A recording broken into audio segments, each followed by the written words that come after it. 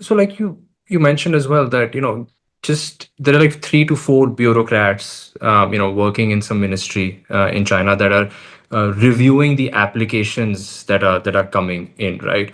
And just given the broad scope of these export controls, how does China realistically go about enforcing these new rules? Will they be doing it through surprise inspections or end product testing, or are they just relying on the companies to voluntarily disclose, why they'll be using these rare earths and what they'll be using it for? And what if like they identify a company that wasn't playing by these new rules, that maybe understated what they'll be using the rare earths for? What happens to the company then? Are they penalized? Are they put on a blacklist? Is the country that the company associated with also put on a blacklist? Like, what are the implications if somebody is caught not playing by these new rules? Now, there are two parts to this. I'll come to the second part first, which is related to the second export controls, because that is more about re-importing China's IP, re-importing China's material. Um, we're still yet to find out how exactly they're gonna keep an eye on everyone that is trying to re-import China's material, because that's basically everyone at this Mhm. point. Um, but when it comes to China's IP, they've been doing that. They've been slowly getting a stranglehold of the entire supply chain for a really long time. This is not a sudden event. This has been happening from a really long time. 2 years ago, China first announced that they will put an export restriction on IP.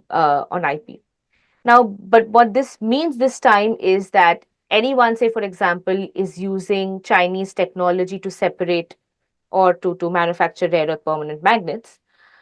Now that requires upgradation, that requires maintenance, and that is where you need to go back to China to apply for a license if you need to upgrade your equipment, if you need to.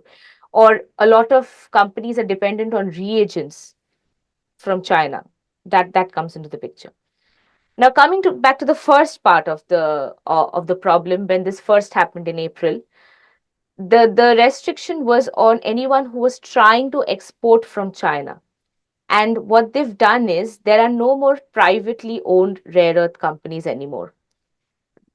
At the moment, everything is managed by these two big Chinese rare earth groups, which are ultimately reporting to the state, and they get and the state decides how much these two companies are going to produce rare earths and who they're going to sell it to, and these bigger companies then tell their subsidiaries how much they can produce and how much they cannot. So basically, it's a quota system in place.